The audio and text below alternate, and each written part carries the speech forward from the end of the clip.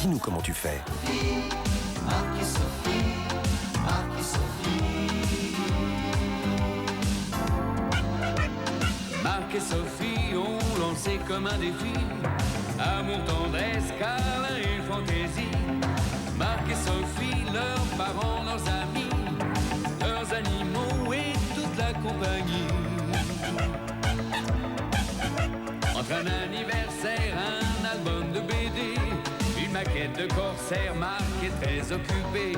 On se débrouille comme on peut, des voisins pas contents, des copains malheureux et Sophie rit tout le temps.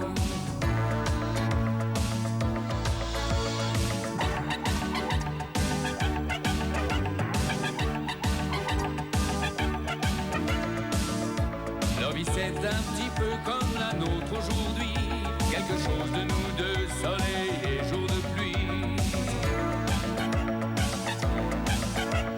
Marc et Sophie ont lancé comme un défi amour, tendresse, câlin et fantaisie. Marc et Sophie, leurs parents, leurs amis, leurs animaux et toute la compagnie. Marc et Sophie, Marc et Sophie, Marc et Sophie, Marc et Sophie, Marc et Sophie.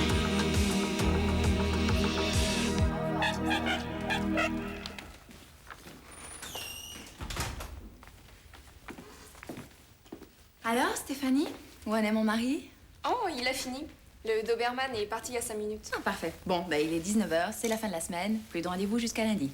Non, comme prévu, je n'ai pris personne. Parfait, je vais faire mes bagages. Ah, je viens vous prévenir que je coupe l'eau. Encore? Bah ça fuit toujours. Oh, mais pourtant, le plombier est bien revenu ce matin. Mais écoutez, j'ai pas envie d'avoir les pieds dans l'eau, moi. Alors maintenant, je répare moi-même. Bah ça promet. J'ai pas envie d'avoir les pieds palmés, moi. C'est quoi le numéro des pompiers déjà?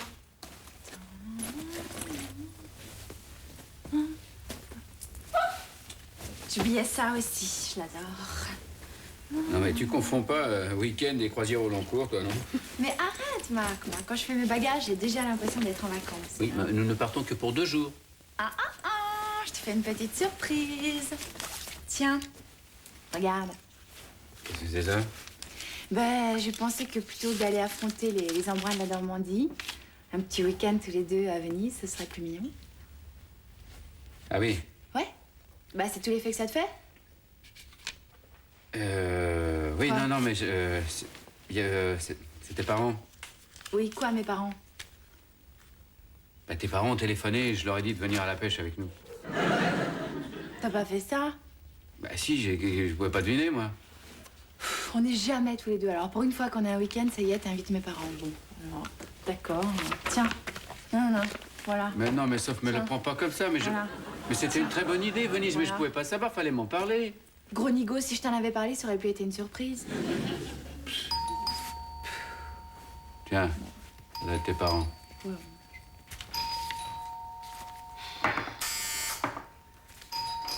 Oui, bah entrez.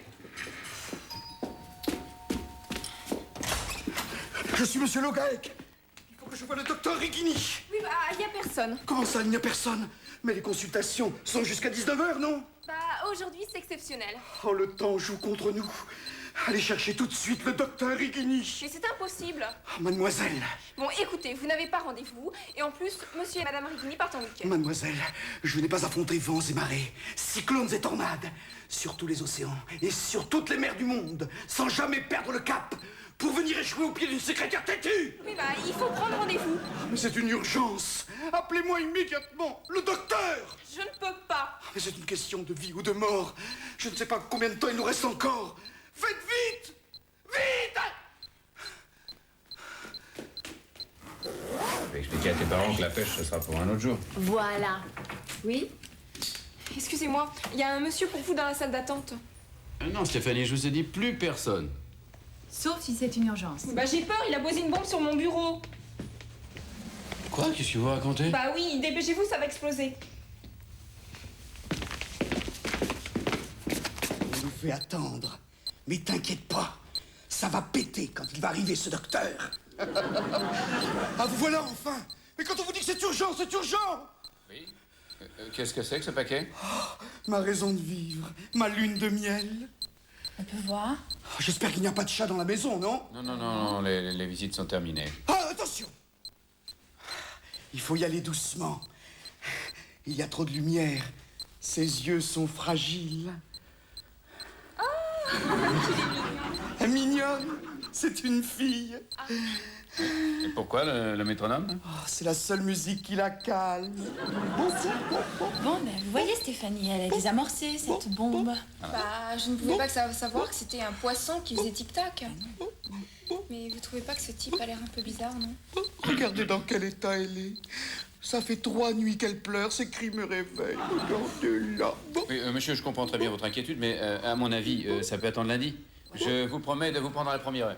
Lundi, mais c'est impossible. Mais je ne pense pas que ce soit grave. Regardez, elle a l'air, après tout, elle a l'air en très bonne forme. Oh, mais je la connais, moi. Je l'observe. Elle a comme des hauts de cœur. Oh, Mais tous les poissons que j'ai vus faisaient ça. vous le faites rapidement. Elle reste trop longtemps la bouche ouverte. Elle n'a plus de force. Oh, oh. À mon avis, c'est pas le poisson qui est malade. Écoutez, monsieur, votre petite lune de miel se porte comme un charme, croyez-moi. Par contre, vous me semblez être un peu nerveux. Mais comment voulez-vous que j'aille bien? Eh bien, je suis médecin, mon cabinet est là, alors je peux peut-être vous donner quelque chose qui pourrait vous détendre. Non. Non? Mon sort est lié à lune de miel. Ah, vous ne pouvez pas comprendre. Voilà, lors de ma dernière tournée en Chine, la vieille Kaoling à qui je rendais visite me dit Chin Chao Nguyen Chi Cho Lai, Pulanka Ota Olai. Tu viens d'être choisi par lune de miel. Toi, ô fils du tourisme et de la marine marchande, sache l'aimer, et elle sera la garante de ton bonheur. Ah oui, oui. Écoutez, je crois que j'ai une solution, monsieur Loguec. Nous allons garder une lune de miel en observation, et vous viendrez la chercher lundi.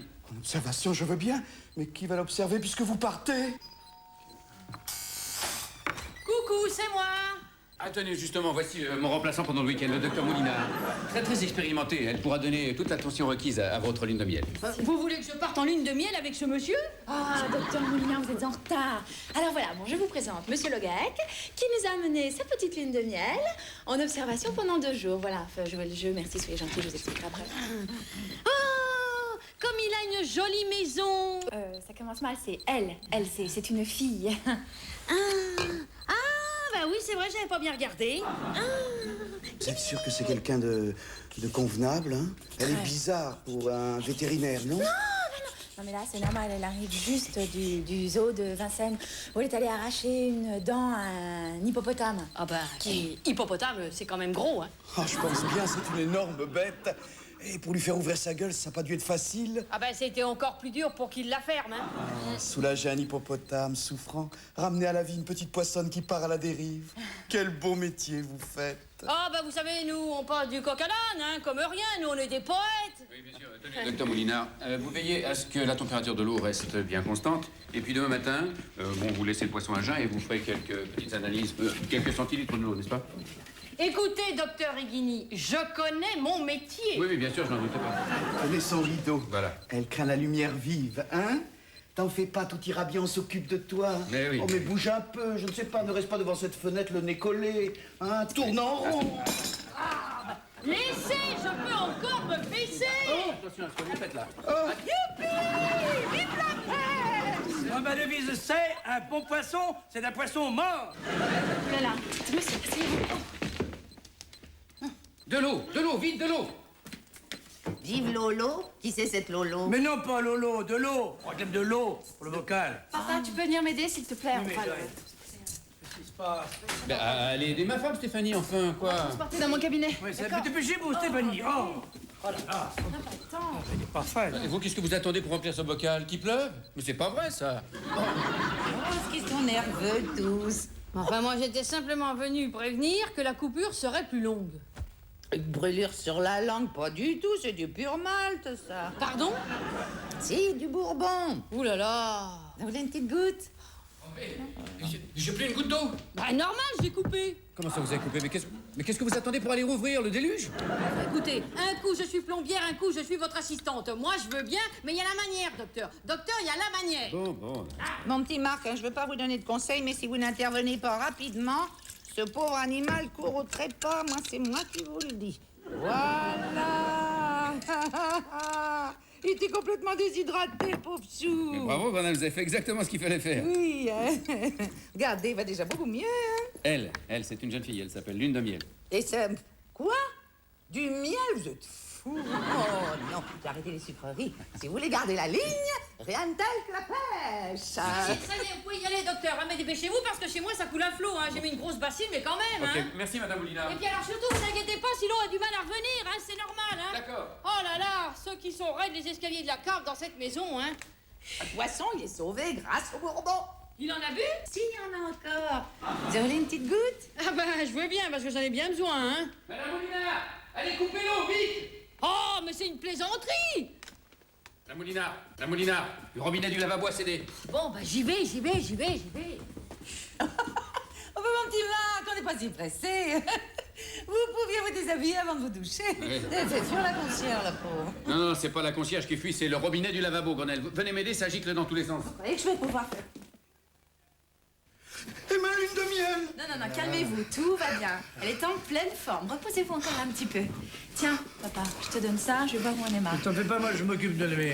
D'accord. Allez, on y va, Stéphanie, vous pouvez Ma lune partir. de miel! Où elle est, ma lune de miel? Bon week-end. Merci, vous aussi. Ah. Ça y est, c'est coupé. Oh, c'est la loi des séries, hein. Ça pète d'un côté, ça pète de l'autre. Oh. Ah, comment va, monsieur Le Gaec? Bah écoute, il va très très bien, il va être remis sur pied dans 2 minutes. Bon. Par contre, toi, qu'est-ce qui t'est arrivé? Tu t'es battu avec Lune de Miel? Non, rien, t'as un petit problème de robinet. Je passe 3 coups de serpillière et puis on peut y aller. Si seulement je me souvenais du nom de ce merveilleux plombier, c'était un enfer, mes enfants. J'arrangerais ça sans problème. Hein. Je suis là, moi, tant que j'y suis, je peux aller jeter un coup d'œil. Ah non, merci, non. Tant que l'eau est coupée, ça peut attendre jusqu'à l'année. Ah ben non, vous pouvez pas partir comme ça. Pourquoi? Bon, enfin, je veux quand même pas priver d'eau tout l'immeuble pendant le week-end. Bah, il suffit de couper l'arrivée d'eau de notre appartement, c'est tout, voilà. Eh ben oui, voilà. Et où il est ce robinet? Ah ben dans la cuisine ou dans la salle de bain. Bon, bah, on y va. Allez. Ah oui, ben on y va. Allons-y. Allons-y. C'est la meilleure. Je viens pour mon poisson et c'est moi qui me trouve mal. Non, mais ça va très bien. Ça va très bien. Vous faites surface, là, maintenant. J'ai bien cru que j'allais toucher le fond. Ben, voyons, mais ma fille vous a examiné. Vous avez une santé de fer, vous. Oh, elle est bien, votre fille. Elle est gentille, oui. Ça doit être rassurant d'avoir un médecin dans la famille. Alors, parlons-en. Vous savez, le dicton, hein, c'est toujours le cordonnier le plus mal chaussé. Moi, je suis persuadé qu'elle m'a pas pris ma attention depuis plus d'1 an, moi. Oh, s'il y a que ça, c'est pas compliqué. Allez, donnez-moi ça. Relevez votre manche. Voilà. Mais vous savez vous servir de ça, vous? Oh, dans la marine, vaut mieux savoir tout faire. Ah, c'est vrai que les voyages sont remplis d'imprévus. Hein. Et ça m'empêche un souvenir qui m'est arrivé, une sorte d'aventure, on peut dire, et qui a failli me faire divorcer. Alors j'étais parti avec ma femme aux îles Marquises. Ah, les marquises, c'est quelque chose. Et alors, je me souviens, j'étais au bord de l'océan, marchant, tout seul. Alors, il y avait une espèce de tendresse dans l'herbe, il y avait le sable fin, l'ombre striée des palmiers. Et alors, j'ai aperçu au loin, comme ça, devant moi, un peu à l'écart des bungalows, un corps étendu, négligemment exposé au soleil tropical. Alors, je me suis approché. Bon, je recommence, hein. Je me suis approché, alors, parce que je vois un véritable mirage. Une créature superbe, blonde, étendue, là, sous mes yeux, à demi nue, inerte. Bon, allez, je reprends, parce que... Alors, j'ai cru que c'était un malaise dû à la chaleur. Alors, que faire? J'ai un petit peu paniqué. Je me suis dit, mais bouche à bouche, peut-être. Doucement. Alors, je l'avais jamais fait, seulement là, j'avais vraiment pas le temps de réfléchir. Alors, je me suis mis à genoux, je me suis penché au-dessus d'elle, j'ai saisi son visage. Oh, stop, votre pouls. Vous êtes à 200. Regardez-moi ça. Oh. Il doit être dans la salle de bain. Non, mais je pense pas. Alors, est-ce que vous l'avez trouvé? Mais non. Mais enfin, il doit bien être quelque part, ce robinet. Il est peut-être dans la cave. Hein. Mais non, dans la cave. Il y a que le général de l'immeuble.